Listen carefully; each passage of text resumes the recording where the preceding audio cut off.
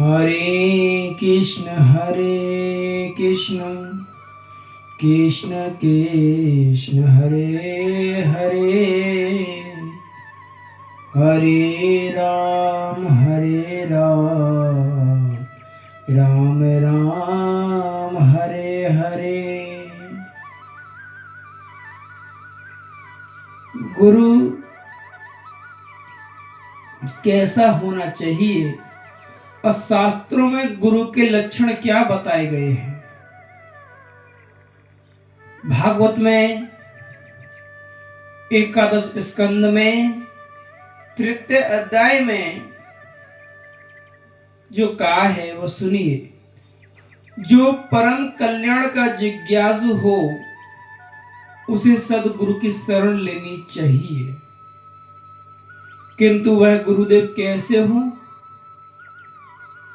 ब्रह्म शब्द होते हैं, सत्य ही ब्रह्म है। वेदों की पारदर्शी, वेदों में पारदर्शिता क्या है। जो वेद कह रहे हैं, पुराण कह रहे हैं, शास्त्र कह रहे हैं, उसका मूल अर्थ क्या है। शास्त्रों में वेद पढ़ोगे, पुराण पढ़ोगे, कहते हैं जो शिव पुराण पढ़ता है वो शिव जी की महिमा को श्रवण करता है। देवी पुराण को पढ़ता है तो देवी पुराण के बारे में ही चिंतन करता है। नारद पुराण में नारद जी का ही वर्णन है, अग्नि पुराण में अग्निदेव का ही वर्णन है। ऐसे ही जितने पुराण हैं उनमें उसी चीज का वर्णन है। किंतु जब व्यास देव जी ने 17 पुराण लिख दिए, मन में आनंद नहीं आ रहा, तब उनने बोले क्या किया जाए। तो मूल अर्थ क्या निकला, वो है भागवतम। तो भागवतम उसे पुराण नहीं बोला गया, उसे महापुराण बोला गया है। किंतु आज मूर्ख लोग सबको महापुराण बोलने लग गए। देवी को महापुराण, शिव महापुराण। जो शिव महापुराण करते हैं वो सबसे बड़े बेवकूफ हैं। क्यों महापुराण है ही नहीं। क्योंकि जहां भी चर्चा हुई है कहते हैं अमृत जो है वो भागवतम में है। जो 17 पुराण तोले गए तो भागवत अकेली एक तरफ और 17 पुराण एक तरफ। भजन किसमें ज्यादा हुआ, भागवत में। किंतु अपने आप विद्वान बनने वाले संत बन के बैठ गए, उनको ज्ञान ही नहीं है। और हम ऐसे मूर्ख, हम उन्हीं कथाओं में जाकर अपना जीवन व्यतीत कर रहे हैं, बर्बाद कर रहे हैं। क्योंकि कभी एक अंधा दूसरे अंधे को नहीं ले जा सकता। किंतु आज हम लोगों की कमी क्या है कि हम अंधे हैं और हम अंधे का ही सहारा लेते हैं। क्योंकि गुरु भी केवल पैसा धन कैसे आए इसके लिए गुरु बनकर बैठा है, और शिष्य भी इसलिए बोले हमारे पास धन कहां से आए। अरे भैया, अगर उनके पास इतनी शक्ति होती कि धन आ जाए तो वो खुद क्यों ना ले लेते धन, तुमसे क्यों लेते।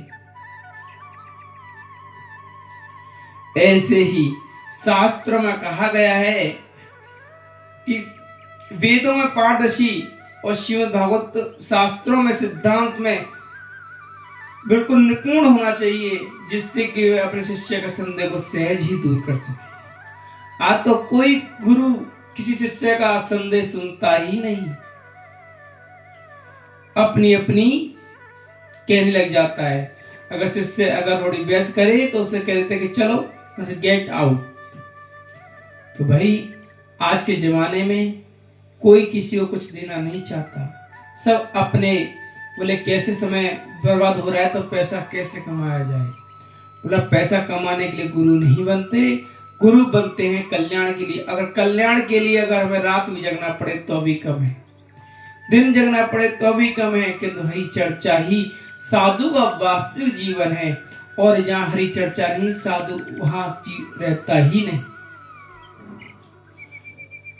पर ब्रह्म ही श्री कृष्ण में प्रतिष्ठित है। भगवत तत्व को जानने वाले ही तत्वदर्शी भी हो, ताकि अनुभव के द्वारा प्राप्त हुई रहस्य को बता सके। कहते हैं जब आप भजन करोगे तो आपको कुछ तत्व अपने आप ही ज्ञान आता जाएगा। हमको भी काफी बार हुआ ज्ञान। कहते हैं ना, जनेऊ जो होता है, जो गायत्री जप करते हैं, गायत्री जप जनेऊ जप करते हैं तो कभी भी जनेऊ को ऊपर लेकर गायत्री जप नहीं किया जाता। जनेऊ को सीने से टच होते हुए और नीचे से निकालना चाहिए। और जब हम लघु शंका करने जाते हैं, तब हम कोई अशुद्ध काम करने जाते हैं, तब हमको ऊपर निकालना चाहिए। ये शास्त्र में नहीं लिखे हुए, ये सिद्धांत विचार स्वयं आते हैं भजन करने के बाद। जब आप भजन करोगे, आपके अंदर इतने विचार आएंगे कि क्या सही है क्या गलत, अपने आप महसूस होता है। ये किसी की कहने की चीज नहीं है। ऐसे ही राधा कृष्ण की युगल माधुर्य में भक्ति में संपन्न हो। और राधा कृष्ण आजकल तो लोग शिव जी का मंत्र देते हैं, किसी को लक्ष्मी जी का, किसी को देवी माँ का, किसी को हनुमान जी का, किसी को शनि देव का। बोले इन मंत्रों से क्या होगा? इन मंत्रों से केवल हमारा विनाश होगा।